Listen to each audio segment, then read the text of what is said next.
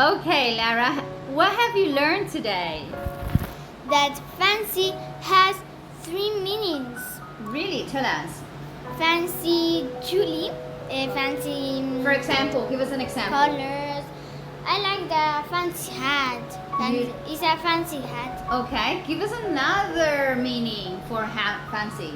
Fancy people. Fancy and, people. And fancy would you like? Okay, so give me an example of fancy when you like something.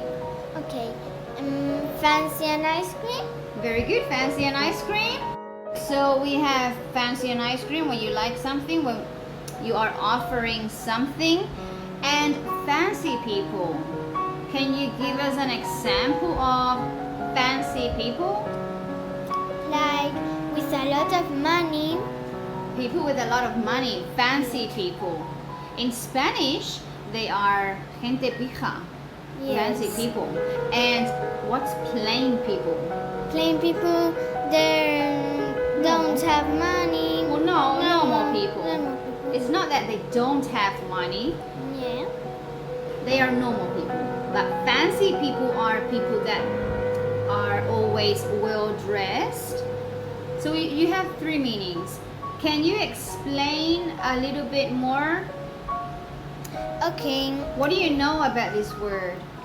That fancy people is a noun, and fancy that color that is a noun too. But fancy To fancy. to fancy when you like is a verb. It's a verb. Yes. Verb. Verb. Yes. Okay, very good. So you know that fancy can be a noun and it also can be a verb. Yes. Wow, that's great. So you have learned that there are words that can be nouns and verbs at the same time. Can you give us another example for that? Yes. For instance, water, the water you drink, and water the plants. Very good, the water you drink and to water the plants. Great job, Lara. Now I understand. Great.